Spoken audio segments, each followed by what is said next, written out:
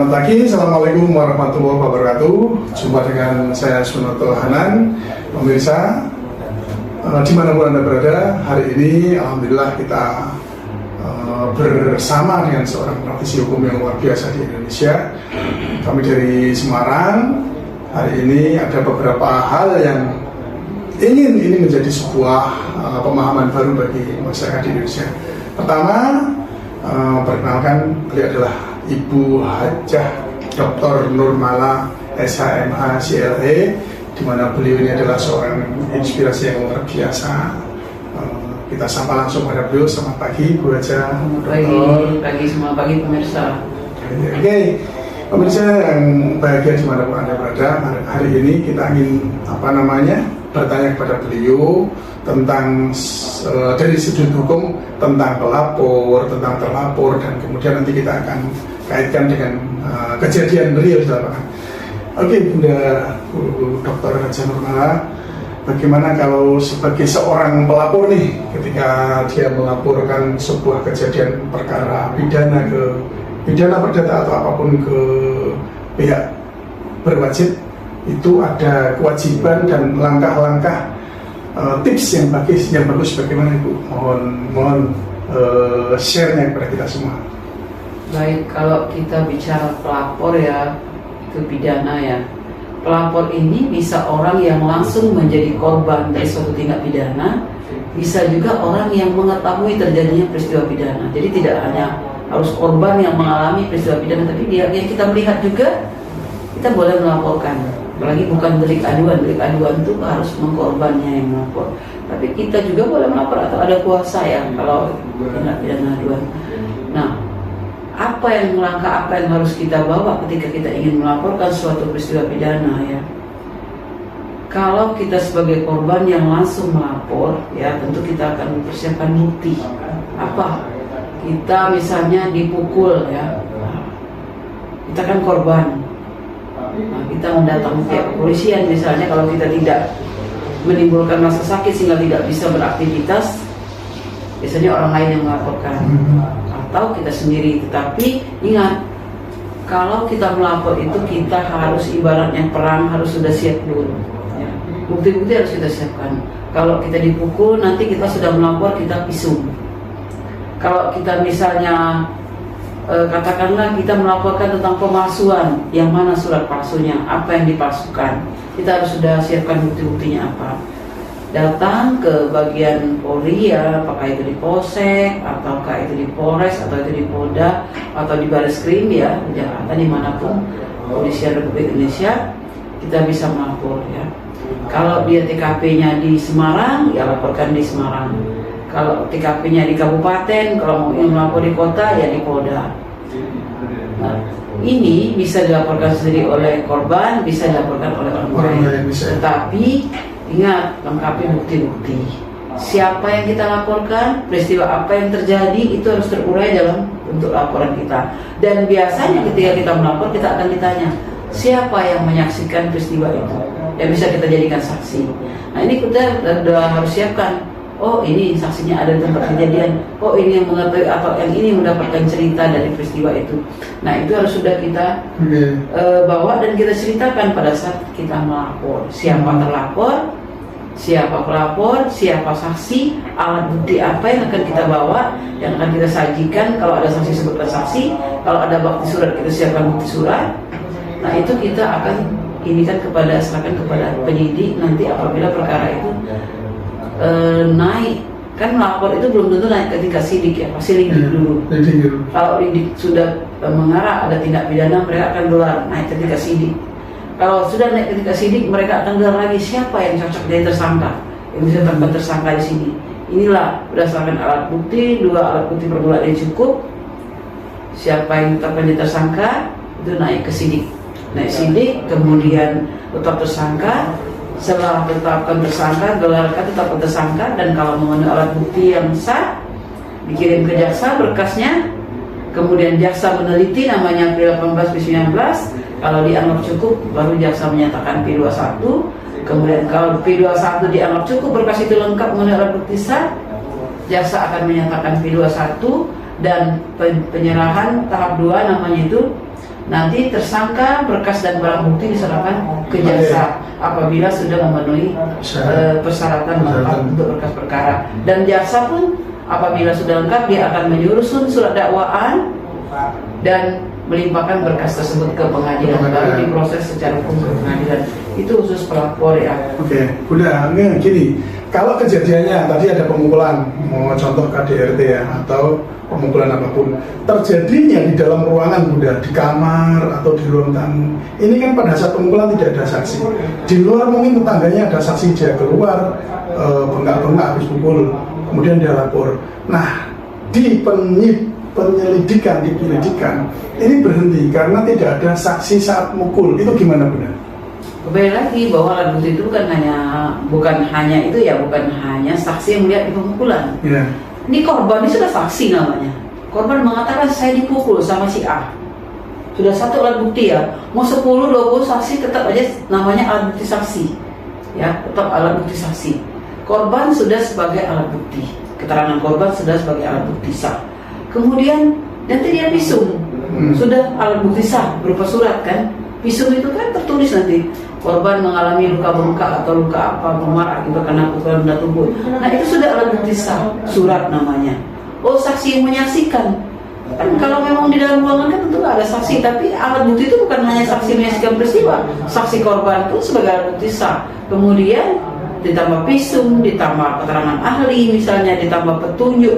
Petunjuk itu rangkaian keterangan saksi dihubungkan satu sama lain saling bersesuaian, maka menuju ke petunjuk. Misalnya saksi itu di luar melihat di dalam rumah dia sehat, nggak ada bengkak-bengkak, nggak ada luka-luka. Begitu keluar rumah saksi melihat ada bekas kena pukulan berdarah-darah. Nah, keterangan saksi, oh dia keluar rumah dalam keadaan berdarah-darah. Nanti saksi si korban tadi bilang, ya saya dipukul. Nah itu bisa jadikan bukti petunjuk juga, serangkaian pendapat-pendapat tadi, keterangan-keterangan tadi yang saling bersesuaian, itu namanya petunjuk. Nah nanti keterangan tersangka, keterangan terdakwa ya, kalau di sidang keterangan terdakwa, kalau di polisi keterangan tersangka. Nah, nanti terlapor. Kalau dia sudah masuk ke sidik kan namanya tersangka kan. Kalau belum dinaik sidik masih terlapor ya. Kalau dia sudah mengakui, jadi ada keterangan saksi korban, visum alat bukti surat, misalnya keterangan ahlinya mengeluarkan visum, terus petunjuk tadi rangkaian keterangan-keterangan yang saya bersesuaian petunjuk, ditambah keterangan tersangka. Itu sudah alat bukti. Tapi kalau tersangkanya nggak mengaku juga, kita kan penyidik bukan mengejar tersangka, pengakuan tersangka bukan, tetapi mengejar alat bukti. Jadi kembali lagi alat bukti itu bukan hanya saksi. Ini di masyarakat sering oh nggak ada saksi. Ingat, saksi itu bukan hanya alat bukti.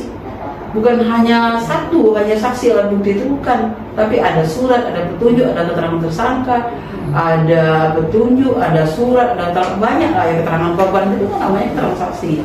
Nah itu ya udah cukup itu untuk membuktikan seseorang itu bersalah. Oke, ini yang terjadi, Bunda, pernah ada seorang korban itu menggunakan pengacara. Saksi dari korban, saksi dari pelaku itu sudah sudah di BAP semua. Nah, muncul SP 2KT, 2HP. Itu kemudian tidak berjalan, kata pengacaranya, tidak ada saksi di ruangan waktu kamu dipukuli, terus masalahnya berhenti sampai di situ. Itu kalau menghadapi masalah seperti itu gimana solusinya, Bunda? Nah, makanya kita sebagai seorang praktisi hukum ya, terutama saya tahu bahwa ada lawyer seperti itu. Ada lawyer harus tahu juga bahwa alat bukti itu bukan hanya saksi yang menyaksikan peristiwa. Saksi yang mengalami peristiwa pun namanya saksi. Alat bukti sah. Ditambah alat bukti lain tadi, kalau dia luka dia ada visum, ada keterangan ahli yang menerangkan bahwa pada saat itu dia datang ke kantor ke sakit Bayangkara atau ke rumah sakit ya, korban dalam mengalami luka memar, itu bisa jadikan saksi juga. Nah, kalau dikatakan hanya saksi itu pendapat yang salah ya, tidak ada saksi terus perkara itu berhenti. Menurut saya terlalu sederhana menyimpulkan suatu alat bukti sah menurut pasal 184 KUHP. Tolong dibaca 184 KUHP itu ayat 1 ya. Keterangan saksi, surat, keterangan ahli, petunjuk, keterangan tersangka, keterangan terdakwa ya, nggak ada keterangan tersangka, keterangan terdakwa. Tapi kalau di polisi keterangan tersangka. Di ayat 2, hal yang diketahui oleh umum yang tidak perlu pembuktian lagi, itu juga sebagai alat bukti sah. Makanya kalau saya dalam menangani perkara ya, sebelum saya menerima suatu perkara, saya akan pelajari berkasnya, baru saya menentukan mau pegang bukti sah. Makanya sebagai, kalau saya dalam menangani perkara ya, sebelum saya menerima suatu perkara, saya akan pelajari berkasnya, baru saya menentukan mau pegang atau tidak kasus ini. Setelah saya pegang, saya akan pelajari sebelum saya maju ke polisi untuk mendampingi korban melapor. Saya akan pelajari kes ini dulu ya, alat buktinya apa, baru saya datang melapor. Dan kalau ada penyidik atau penegak hukum atau nggak ada saksi, alat bukti bukan hanya saksi yang menyaksikan, korban pun saksi. Saksi ya. Nah, ditambah misalnya luka-luka tadi. Nah, makanya saran saya kepada para pelapor, mau dia terlapor mau pelapor ya, advokat ini sudah banyak, mau di mana-mana. Apalagi saya kebetulan di perhimpunan advokat saya di Peradi, ada 172 cabang Peradi di kabupaten kota, ada semua. Diwajibkan membentuk DPC di setiap ada wilayah pengadilan, mau di Kendal, mau di kabupaten kota itu ada semua peradi itu.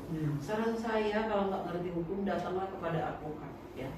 Advokat tentu advokat yang bonafit ya?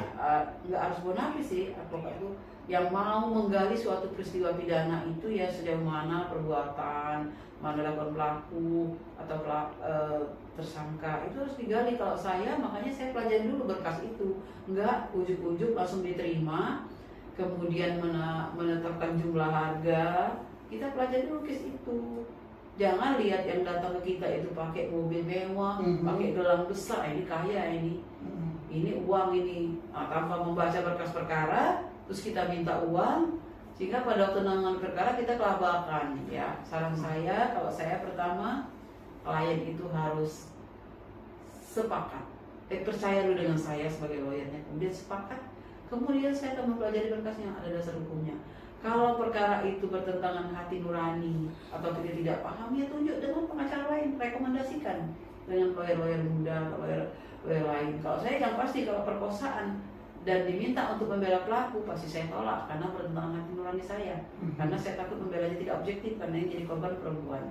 Jadi saran saya, baik pelapor maupun terlapor, konsullah ke lawyer atau mintalah pendampingan. Lawyer itu kan macam-macamnya. Apalagi sekarang ada bantuan hukum ya, lembaga bantuan hukum itu secara finansial biasanya nggak terlalu itu ya. Kalau LBH, kalau pengacara profesional mungkin ada image mahal, tapi tidak juga. Ada juga lawyer-lawyer seperti saya, kalau memang itu case-nya teraniaya dan zolim dan wajib ditolongi, maka saya akan turun membantu case itu. Oke, Bunda. Terkait ini Bunda, kalau sudah konsultasi, pelapornya ada nih, dia konsultasi ke lawyer, kemudian dia percaya sama lawyer, kemudian dia sepakat dengan lawyer. Nah, dikerjakanlah oleh lawyer ini setahun, 2 tahun, 3 tahun, 5 tahun, nggak selesai-selesai, dan bahkan hanya menjadikan semacam sumber pendapatan saja bagi lawyer. Setiap datang minta transport, minta apa. Nah, ini pelapor kasusnya adalah sekarang dia kok nggak ada progres, dia mau cabut, nggak boleh sama lawyer ini. Menurut Bunda, ini apa yang harus dilakukan sebagai pelapor, Bunda?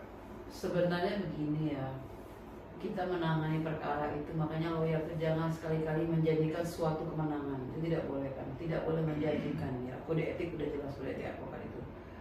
Sebenarnya kalau kita menangani perkara itu ada waktunya, melapor naik atau tidak naik, tergantung tingkat sulitnya case ya. Tapi kalau sudah di persidangan itu ada waktu, 6 bulan harus putus. Kalau terlambat dia harus lapor ke pengadilan tinggi. Hambatannya apa case ini sehingga tidak putus.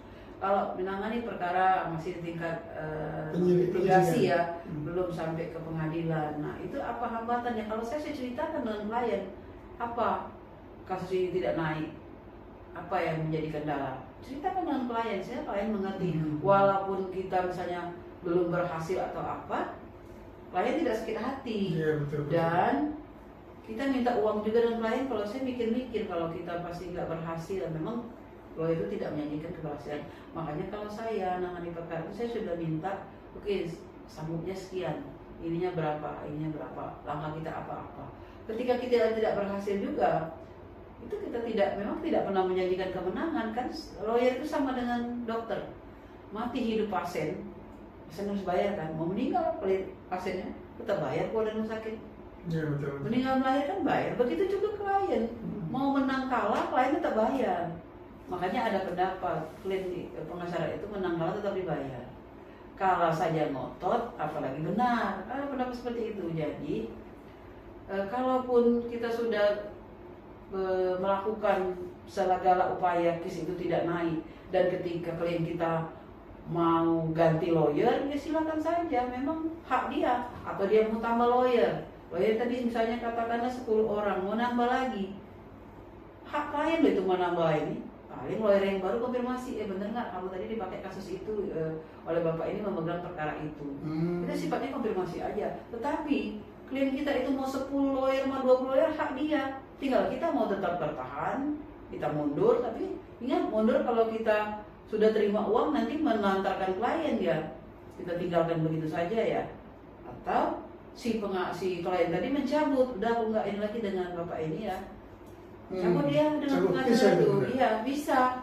Tapi atau ada hak-hak pengacara tadi, tolong selesaikan dulu. Sudah selesai ya, selesaikan dulu, jangan sampai nanti ada masih terhutang misalnya uang jasa atau uang transport. Ya. Kalau saya mau menangani perkara itu pengennya cepet-cepet. Kita sudah, kalau sudah selesai nih, kita cari job lain ya. Tidak hanya terpaku satu kasus itu. Cari judul lain ya. Cari job lain, kita mencari rezeki lain, tidak hanya itu juga. Nambah jam terbang. Iya. Nambah judul film ya. Iya itu. Oke Bunda, tadi kita dari sisi pelapor Bunda. Nah ini sekarang sebagai dari sisi terlapor Bunda, bagaimana sikap kita, bagaimana hak-hak kita, kewajiban kita ketika seseorang dalam posisi terlapor. Ini bagaimana pada saat dia menghadapi penyidik. Jadi Bunda. Begini, kalau terlapor belum tersangka berarti. Ya. Nah, hati-hati, kadang-kadang terlapor ini sudah, kan sekarang ini teknisnya peraturan Kapolri ya, dia undang dulu klarifikasi, belum langsung naik ke sidik.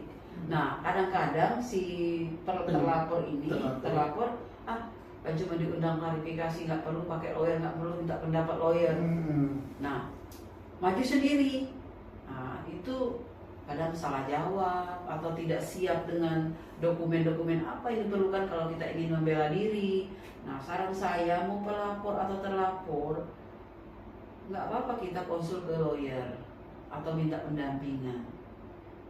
Nah, tapi ada juga kadang-kadang penyidik nggak terima, ini kan bukan tersangka, kenapa harus didampingi? Itu menurut saya pendapat yang salah. Memang di KUHP menyebutkan bahwa tersangka wajib dampingi, maksud nggak ada menyebutkan saksi atau orang dulu. Tapi kan tidak ada juga larangan seorang yang dipanggil untuk diklarifikasi dilarang didampingi pengacara. Dilarang, nggak ada larangan itu. Bahkan boleh. Bahkan dalam undang-undang hakim, masih orang tersangkut perkara pidana berhak menghubungi pengacara, dampingi pengacara. Dan undang-undang HAM, semua orang berhak didampingi pengacara. Saya pernah, pengalaman saya waktu itu di Bangkai, di salah satu kejaksaan di Sungai Liat kalau nggak salah. Ketika klien saya diundang klarifikasi, di situ ribut. Saya sudah bawa surat kuasa, tapi tidak boleh mendampingi. Sampai dia lemparkan KUHP ke saya. Yang berhak didampingi itu adalah, coba baca di pasal 5456 itu. Yang berhak itu adalah tersangka atau terdakwa. Nah, saya paling bertanya, saya lempar balik KUHP-nya. Coba Bapak baca. Tolong tunjukkan satu pasal saja, ada nggak yang mengatur seorang yang diperiksa jaksa, dimintai klarifikasi oleh jaksa atau penyidik, tidak boleh didampingi pengacara atau tidak boleh membawa pengacara. Satu pasal aja tunjukkan saya. Kalau ada yang melarang bahwa klien saya dilarang bawa pengacara karena diminta klarifikasi, saya akan keluar tanpa diminta. Tapi kalau tidak ada, nggak ada hak Bapak melarang saya untuk keluar dari ruangan ini. Nah, di situ akhirnya, oh iya, kalau itu memang tidak ada Bu. Nah, kalau nggak ada hak Bapak melarang saya tetap dampingi. Kalau tidak boleh dampingi, saya bawa keluar klien saya. Nah, akhirnya saya diizinkan mendampingi. Bahkan pernah di Kejagung juga, saya pernah di Gedung Bunda seperti itu. Tahun berapa? Saya masih junior malah waktu itu.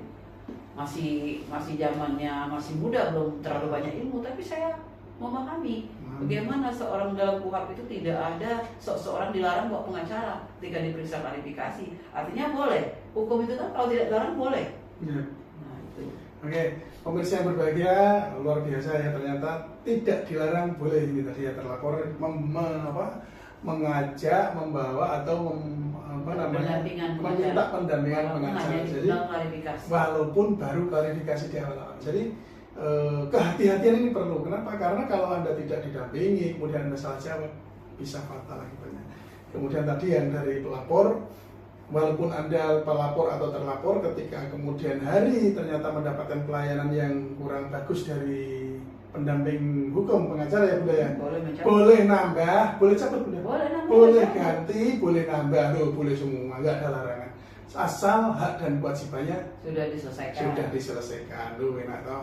Kemudian Bunda ini masih sebagai terlapor Bunda. Ya. Kalau kemudian dia sudah terlanjur nih, Mm-mm. kan tadi sebelum ngajak pendampingan, Mm. kalau sudah terlanjur, Anda sudah terlanjur nih menghadap ke penyidik, tapi ternyata pada saat Anda dimintai klarifikasi pertanyaan-pertanyaan di awal itu sudah menyudutkan Anda, menyudutkan terlapor Bunda. Kemudian dia baru kelimpungan, ya Allah aku kok pertanyaannya menyudutkan semua, diarahkan menjadi tersangka. Mohon Bunda kasih tipnya supaya dia bisa selamat, bisa terlepas dari hal itu. Baik, begini ya. Jadi tersangka, terlapor ketika diperiksa itu mungkin dalam keadaan gugup atau nggak memahami materi pertanyaan, bisa jadi salah jawab atau apa. Makanya ketika diperiksa yang kedua, kita kan boleh berubah berita acara, mencabut berita acara, dibuat berita acara baru. Nah, BAP pertama tidak damping pengacara, begitu BAP kedua didamping pengacara, sadar ternyata jawaban-jawaban sebelumnya ada yang salah. Kan pasti ada ketika BAP lanjutan, pasti ada pertanyaan penyidik. Apakah keterangan saudara tetap pada yang kemarin sebelum BAP sebelumnya atau bagaimana? Nah, ketika kita nggak BAP pertama salah jawab atau tidak sesuai, kita boleh mengatakan saya ada sebagian dirubah BAP sebelumnya, ada sebagian betul, sehingga saya keterangan saya yang benar adalah saat pemeriksaan sekarang. Oh, boleh ya Bunda? Boleh. Perubahan dari BAP pertama itu boleh? Boleh. Sebagian dan semuanya? Boleh, kalian semuanya boleh. Oh, Dan ini dari pencerahan luar biasa loh pemirsa. Boleh loh. boleh. Jadi makanya selalu ada pertanyaan, apakah keterangan sebelumnya tetap pada keterangan sebelumnya atau bagaimana? Saya mengatakan, misalnya kita ada merubah. Enggak, keterangan saya sebelumnya ada sebagian yang benar, ada sebagian yang salah. Tapi keterangan saya yang benar ada yang saat sini saya diperiksa saat ini atau dalam bukti sah. Makanya sebagai kalau saya dalam menangani perkara ya, sebelum saya menerima suatu perkara, saya akan pelajari berkasnya. Baru saya menentukan mau pegang atau tidak kasus ini. Setelah saya pegang, saya akan pelajari sebelum saya maju ke polisi untuk mendampingi korban melapor. Saya akan pelajari kes ini dulu ya, alat buktinya apa, baru saya datang melapor. Dan kalau ada penyidik atau penegak hukum atau nggak ada saksi, alat bukti bukan hanya saksi yang menyaksikan, korban pun saksi. Saksi ya. Nah, ditambah misalnya luka-luka tadi, nah makanya saran saya kepada para pelapor, mau dia terlapor mau pelapor ya, advokat ini sudah banyak, mau di mana-mana, apalagi saya kebetulan di perhimpunan advokat saya di Peradi. Di Peradi, Wasekjen. Ada 172 cabang Peradi di kabupaten kota, ada semua. Diwajibkan membentuk DPC-DPC di setiap ada wilayah pengadilan, mau di Kendal, mau di Semarang, kabupaten kota itu ada semua peradi-peradi itu. Iya. Saran saya kalau nggak ngerti hukum datanglah kepada advokat ya. Advokat tentu advokat yang ya bonafit ya? nggak harus bonafit sih, advokat itu yang mau menggali suatu peristiwa pidana itu ya sejauh mana perbuatan, mana dilakukan pelaku atau tersangka itu harus digali. Kalau saya makanya saya pelajari dulu berkas itu, nggak ujuk-ujuk langsung diterima kemudian menetapkan jumlah harga. Kita pelajari dulu kes itu. Jangan lihat yang datang ke kita itu pakai mobil mewah, pakai gelang besar, ini kaya ini uang ini, tanpa membaca berkas perkara, terus kita minta uang, sehingga pada waktu menangani perkara kita kelabakan. Ya, saran saya kalau saya pertama klien itu harus sepakat, percaya dulu dengan saya sebagai lawyernya, kemudian sepakat. Kemudian saya akan mempelajari berkas yang ada dasar hukumnya. Kalau perkara itu bertentangan hati nurani atau kita tidak paham, ya tunjuk dengan pengacara lain, rekomendasikan dengan lawyer-lawyer muda, lawyer lain. Kalau saya yang pasti kalau perkosaan dan diminta untuk membela pelaku, pasti saya tolak karena bertentangan hati nurani saya. Karena saya takut membelanya tidak objektif karena yang jadi korban perempuan. Jadi saran saya baik pelapor maupun terlapor, konsullah ke lawyer atau mintalah pendampingan. Lawyer itu kan macam-macamnya. Apalagi sekarang ada bantuan hukum ya, lembaga bantuan hukum itu secara finansial biasanya nggak terlalu itu ya. Kalau LBH, kalau pengacara profesional mungkin ada image mahal, tapi tidak juga. Ada juga lawyer-lawyer seperti saya, kalau memang itu case-nya teraniaya dan zolim dan wajib ditolongi, maka saya akan turun membantu case itu. Oke Bunda, terkait ini Bunda, kalau sudah konsultasi pelapornya ada nih, dia konsultasi ke lawyer, kemudian dia percaya sama lawyer, kemudian dia sepakat dengan lawyer.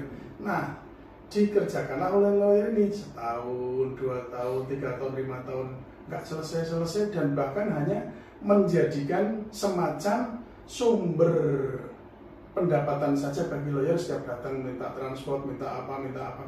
Nah, ini pelapor kasusnya adalah sekarang dia kok nggak ada progres, dia mau cabut, nggak boleh sama lawyer ini. Menurut Bunda ini apa yang harus dilakukan sebagai pelapor, Bunda?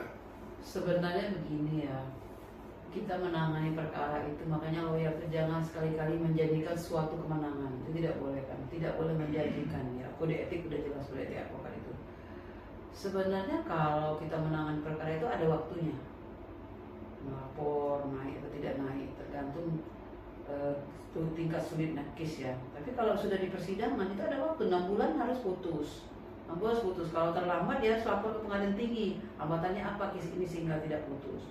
Kalau menangani perkara masih di tingkat litigasi ya, belum sampai ke pengadilan. Nah, itu apa hambatannya? Kalau saya ceritakan dengan klien, apa kasus ini tidak naik, apa yang menjadi kendala? Ceritakan dengan klien, saya klien mengerti. Walaupun kita misalnya belum berhasil atau apa, klien tidak sakit hati. Ya, betul. Dan kita minta uang juga dengan klien. Kalau saya mikir-mikir kalau kita pasti nggak berhasil, memang lawyer itu tidak menyanyikan keberhasilan. Makanya kalau saya nangani perkara itu, saya sudah minta, oke, sanggupnya sekian, ininya berapa, langkah kita apa-apa. Ketika kita tidak berhasil juga, itu kita memang tidak pernah menjanjikan kemenangan kan. Lawyer itu sama dengan dokter, mati hidup pasien harus bayar kan. Mau meninggal pasiennya tetap bayar kalau ada rumah sakit. Ya, betul. Meninggal melahirkan bayar. Begitu juga klien, mau menang kalah klien tetap bayar. Makanya ada pendapat pengacara itu menang kalah tetap dibayar. Kalau saja ngotot, apalagi benar. Ada pendapat seperti itu. Jadi, kalaupun kita sudah melakukan segala upaya kes itu tidak naik, dan ketika klien kita mau ganti lawyer, ya silakan saja. Memang hak dia. Atau dia mau tambah lawyer. Lawyer tadi misalnya katakanlah 10 orang, mau nambah lagi. Hak klien loh itu mau nambah ini. Paling lawyer yang baru konfirmasi, bener nggak kamu tadi dipakai kasus itu oleh bapak ini memegang perkara itu. Kita sifatnya konfirmasi aja. Tetapi klien kita itu mau 10 lawyer, mau 20 lawyer, hak dia. Tinggal kita mau tetap bertahan, kita mundur. Tapi ingat, mundur kalau kita sudah terima uang nanti menantarkan klien ya. Kita tinggalkan begitu saja ya. Atau si klien tadi mencabut, udah aku nggak ini lagi dengan bapak ini ya. Cabut dia dengan pengacara itu, iya bisa. Tapi atau ada hak-hak pengacara tadi, tolong diselesaikan dulu. Selesaikan dulu, jangan sampai nanti ada masih terhutang misalnya uang jasa atau uang transport. Ya. Kalau saya mau menangani perkara itu kayaknya cepet-cepet. Kalau sudah selesai nih, kita cari job lain ya. Tidak hanya terpaku satu kasus itu. Cari judul lain ya. Cari job lain, kita mencari rezeki lain, tidak hanya itu. Nambah jam terbang, iya, nambah judul film ya. Iya itu. Oke Bunda, tadi kita dari sisi pelapor Bunda. Nah ini sekarang sebagai dari sisi terlapor Bunda, bagaimana sikap kita, bagaimana hak-hak kita, kewajiban kita ketika seseorang dalam posisi terlapor. Ini bagaimana pada saat dia menghadapi penyidik. Jadi Bunda. Begini, kalau terlapor belum tersangka berarti. Ya. Nah, hati-hati, kadang-kadang terlapor ini sudah kan sekarang ini teknisnya peraturan Kapolri ya, dia undang dulu klarifikasi, belum langsung naik ke sidik. Nah, kadang-kadang si terlapor ini terlapor kan cuma diundang klarifikasi, nggak perlu pakai lawyer, nggak perlu minta pendapat lawyer. Nah, maju sendiri. Nah, itu kadang salah jawab atau tidak siap dengan dokumen-dokumen apa yang diperlukan kalau kita ingin membela diri. Nah, saran saya mau pelapor atau terlapor, nggak apa-apa kita konsul ke lawyer atau minta pendampingan. Nah, tapi ada juga kadang-kadang penyidik nggak terima, ini kan bukan tersangka, kenapa harus didampingi? Itu menurut saya pendapat yang salah. Memang di KUHP menyebutkan bahwa tersangka wajib dampingi, maksud nggak ada menyebutkan saksi atau orang dulu. Tapi kan tidak ada juga larangan seorang yang dipanggil untuk diklarifikasi dilarang didampingi pengacara. Dilarang, nggak ada larangan itu. Berarti bahkan boleh. Bahkan dalam undang-undang hakim, setiap orang tersangkut perkara pidana berhak menghubungi pengacara, dampingi pengacara. Ada undang-undang HAM, semua orang berhak didampingi pengacara. Saya pernah pengalaman saya waktu itu di Bangkai, di salah satu kejaksaan di Sungai Liat kalau nggak salah. Ketika klien saya diundang klarifikasi, di situ ribut. Saya sudah bawa surat kuasa, tapi tidak boleh mendampingi. Sampai dia lemparkan KUHP ke saya. Yang berhak didampingi itu adalah, coba baca di pasal 5456 itu. Yang berhak itu adalah tersangka atau terdakwa. Nah, saya paling bertanya, saya lempar balik KUHP-nya. Coba Bapak baca. Tolong tunjukkan satu pasal saja, ada nggak yang mengatur seorang yang diperiksa jaksa, dimintai klarifikasi oleh jaksa atau penyidik, tidak boleh didampingi pengacara atau tidak boleh membawa pengacara. Satu pasal aja tunjukkan saya. Kalau ada yang melarang bahwa klien saya dilarang bawa pengacara, karena diminta saya akan keluar tanpa diminta. Tapi kalau tidak ada, nggak ada hak Bapak melarang saya untuk keluar dari ruangan ini. Nah, di situ akhirnya, oh iya, kalau itu memang tidak ada, Bu. Nah, kalau nggak ada hak Bapak larang saya tetap dampingi. Kalau tidak boleh dampingi, saya bawa keluar klien saya. Nah, akhirnya saya diizinkan mendampingi. Bahkan pernah di Kejagung juga, saya pernah di Gedung Bunda seperti itu. Tahun berapa? Saya masih junior malah waktu itu. Masih zamannya masih muda, belum terlalu banyak ilmu, tapi saya memahami bagaimana seorang dalam KUHP itu tidak ada seorang dilarang bawa pengacara ketika diperiksa klarifikasi. Artinya boleh. Hukum itu kan kalau tidak dilarang boleh. Ya. Nah, itu. Oke, pemirsa yang berbahagia, luar biasa ya, ternyata tidak dilarang, boleh ini tadi ya terlapor mengajak, membawa atau meminta pendampingan pengacara. Jadi walaupun baru klarifikasi di awal-awal. Jadi kehati-hatian ini perlu. Kenapa? Karena kalau Anda tidak didampingi, kemudian Anda salah jawab, bisa fatal akibatnya. Kemudian tadi yang dari pelapor, walaupun Anda pelapor atau terlapor, ketika kemudian hari ternyata mendapatkan pelayanan yang kurang bagus dari pendamping hukum pengacara ya Bunda ya, boleh nambah, boleh cabut Bunda, boleh ganti, boleh nambah, loh, boleh semua, nggak ada larangan, asal hak dan kewajibannya sudah diselesaikan, loh enak toh.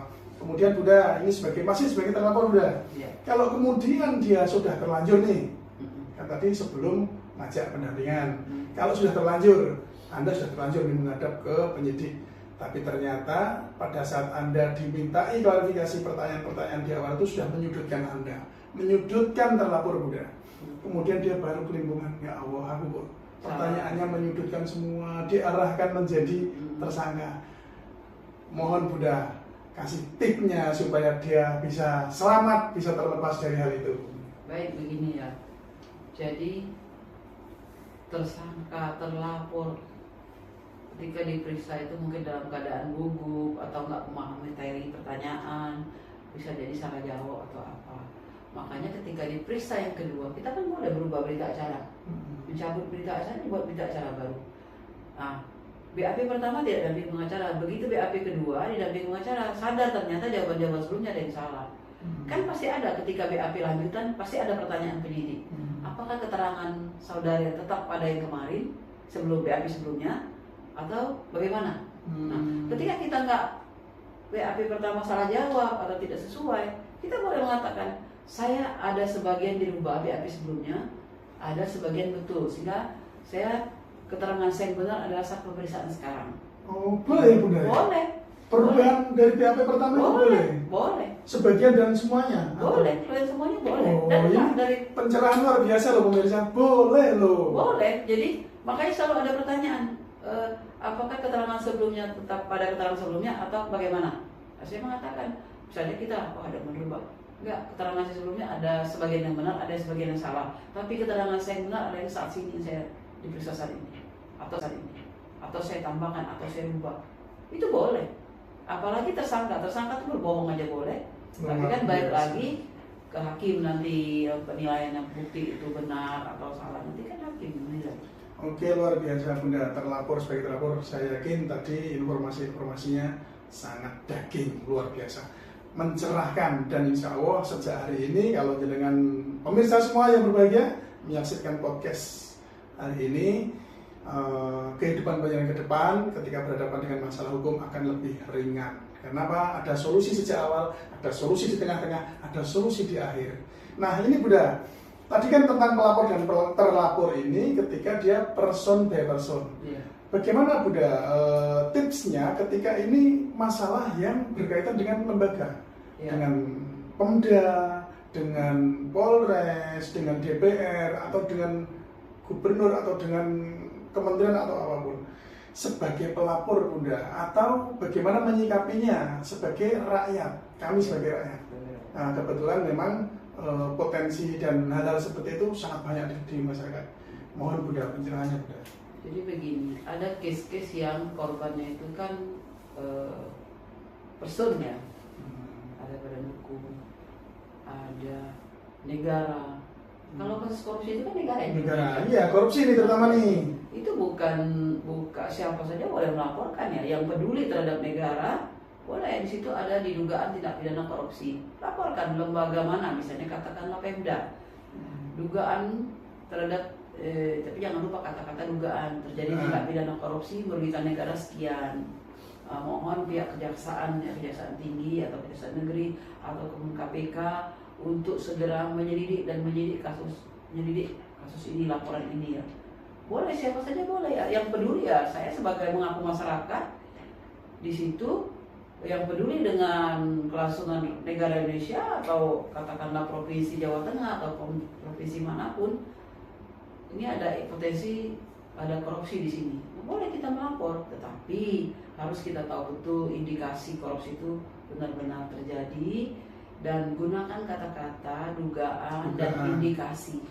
Dugaan telah terjadi korupsi oleh pelaku ini, terduga ini, dan indikasi negara rugi sebesar sekian. Nah itu boleh siapa saja yang melaporkan itu, sepanjang itu memang benar-benar terjadi dan kita mewakili masyarakat di situ, boleh. Nah, tidak hanya kasus korupsi ya, misalnya kasus judi juga. Judi itu juga kan sebenarnya nggak ada korbannya, tapi siapa? Jaksa yang mewakili kepentingan negara sama kayak kasus korupsi.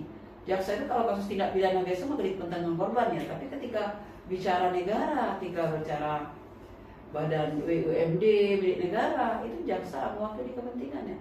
Dan kita berhak melaporkan bahwa ada peristiwa pidana di situ, ada judi di situ, misalnya polisi wajib mengusut. Misalnya diduga keras di daerah ini penuh dengan perjudian, judi itu kan dilarang, apapun bentuknya dilarang. Laporkan ke pihak kepolisian. Ketika sudah dilaporkan lengkap dengan bukti-bukti, polisi tidak memproses, laporkan aparat penegak hukumnya. Kemana? Ke Propam. Propam kabupaten atau ke Propam provinsi tidak merespon, laporkan ke pusat, Propam Polri. Bahkan kita melapor di Propam Polri itu lebih gampang diterima dan cepat ditangani. Saya mengapresiasi ya, di Propam Polri itu lebih cepat. Nah, ada lagi sekarang kalau mau cepat lagi melalui Banpol ya, melalui pengadaan online itu cepat sekali diproses gitu. Dan jangan takut sepanjang itu memang benar ada dugaan judi atau korupsi di daerah-daerah di mana kita tempat tinggal dan memang indikasinya kuat, penyidik penegak hukum tidak merespon pengaduan tersebut, bahkan ikut bermain dengan pelaku ya, atau menjadi backing judi, laporkan ke Propam.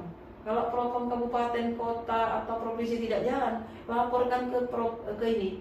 Dan satu lagi sebenarnya yang paling gampang itu, setelah melapor, viralkan dengan media. Ya, media itu kan sosial kontrol juga ya. Sekarang itu kadang tidak melalui media, orang melalui TikTok, melalui Instagram, melalui itu.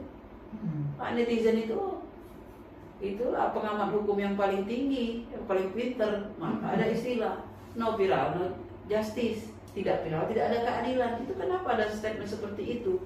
Karena ada ketidakpercayaan aparat penegak hukum ya, bahwa penegak hukum tidak melayani pengaduan, tidak memproses pengaduan, sehingga diviralkan dulu, baru pada turun semua, baru pada maju semua mau di depan. Nah, itulah ada pendapat no viral no justice. Artinya kembali lagi ke penegak hukum. Penegak hukum benar ya. Oke, kemudian ini sekali lagi masih berkaitan dengan lembaga ya Bunda ya. Tadi Bunda sampaikan kalau judi lapor ke polisi di daerah, di kabupaten, di provinsi, di Polda atau di Mabes. Kemudian ada tadi Banpol ya, jalur cepat ya. Pemirsa, hari ini ada informasi pengaduan online itu lebih cepat direspon oleh polisi. Kemudian Bunda, tadi sudah dari pelapor secara pribadi, terlapor, kemudian ke ke lembaga ya. Ini hari ini pemirsa TV dimanapun Anda berada sudah lengkap informasi yang kita dapat. Dan beliau Bu Dr. Hadjah Nurmala SMH CLE ini punya komitmen tinggi terhadap terhadap penanganan hukum. Mungkin Bunda ada pesan-pesan harapan kepada masyarakat, kepada pemirsa yang mungkin ingin Bunda berikan kepada mereka. Baik, tadi sudah dipaparkan secara panjang lebar, jika diposisikan sebagai pelapor, ya sebelum melapor siapkan bukti-bukti, ya bukti-bukti ingat tidak hanya surat, tidak hanya saksi, tapi ada 5 ayat 1 KUHP itu. Dan saran saya kalau tidak mengerti hukum, pergilah kepada orang yang mengerti, yaitu ke aparat hukum dalam hal ini. Kalau pendampingan itu ke lawyer. Nah, carilah lawyer ya untuk minta pendampingan. Begitu juga dalam kasus sebagai terlapor atau tersangka, sangat perlu itu pendampingan lawyer. Jadi minimal konsultasi dulu, jangan ada image kayak pakai saya, pakai Bu Nurmala mahal, karena belum tentu. Seperti Bang Hotman Paris, ketika ada kezaliman di tindak pidana, di peristiwa pidana ada korban yang dizalimi, kita itu maju loh, tanpa harus dibayar. Gratis ya Bunda ya? Dibayar gratis, memang ada zalim, ada penegak hukum yang tidak becus, atau ada oknum ya, ada korban yang memang dizalimi, ya kita akan maju. Saya baru-baru ini kalau ikut memantau Instagram saya dan media-media berita bahkan masuk SCTI, SCTV, Kompas TV, News TV, itu kasus pembunuhan yang 4 orang korban meninggal itu saya. Sekarang lagi di daerah tinggal saya itu kasus dia meninggal di rumah pacarnya dikatakan minum racun, ternyata saya otopsi tidak itu. Itu saya lagi ikut memantau kasus itu. Dan alhamdulillah saya sudah mendengar dari penyidik sudah masuk ke tahap sidik. Lokasi di mana tuh Bunda? Di Sumatera Selatan. Sumatera Selatan. Ya. Pemirsa di Sumatera Selatan. Di Jawa Tengah maupun di mana-mana, sepanjang saya ada waktu ya, kalau memang ingin konsul bisa melalui, saya punya YouTube, saya punya Instagram, saya punya TikTok, saya punya Facebook ya. Boleh nge-DM saya, boleh bertanya via telepon nanti, tapi DM dulu ya di Instagram, karena saya takut sekarang angkat telepon kalau nggak kenal, karena banyak sekali jenis penipuan. Dan saya sudah expose di Instagram, TikTok saya bahwa hati-hati, banyak sekali modus penipuan ya, pemerasan dengan menggunakan medsos, hati-hati ya. Semoga dengan adanya acara ini saya sangat mengapresiasi, bermanfaat bagi pemirsa semua, bermanfaat untuk saya, dan bermanfaat untuk maupun dia pelapor, terlapor, bisa berguna untuk kita semua. Jadi jangan takut dengan lawyer itu, jangan apa-apa, mahal ya, belum tentu ya. Bisa gratis loh pemirsa, luar biasa. Nah, terutama Anda yang sudah main Instagram, TikTok, bisa langsung DM sama beliau, di mana beliau punya kelonggaran hati yang luar biasa. Untuk case-case tertentu bahkan beliau tadi sampaikan gratis. Nah, monggo dimanfaatkan jika ada hal yang hari ini diuraikan, dipresentasikan sama beliau, kemudian kita diskusikan belum lengkap, jangan bisa langsung DM ke Instagram beliau. Namanya Instagram Hadjah Nurmala, TikTok Hadjah Nurmala, Facebook Hadjah Nurmala, YouTube Hadjah Nurmala. Silakan klik di bawah ini. Yuk. Demikian pemirsa yang berbahagia dimanapun Anda berada, dengan Bu Hadjah Nurmala SMH CLE ini kita terima kasih, dan semoga apa yang kita perbincangkan, apa yang beliau presentasikan bermanfaat buat kita semua, bermanfaat dunia akhirat. Amin. Amin, amin. Kami izin undur diri. Terima kasih Bu Hadjah. Semoga diberi kesehatan, panjang umur, dan bahagia selalu. Assalamualaikum warahmatullahi wabarakatuh.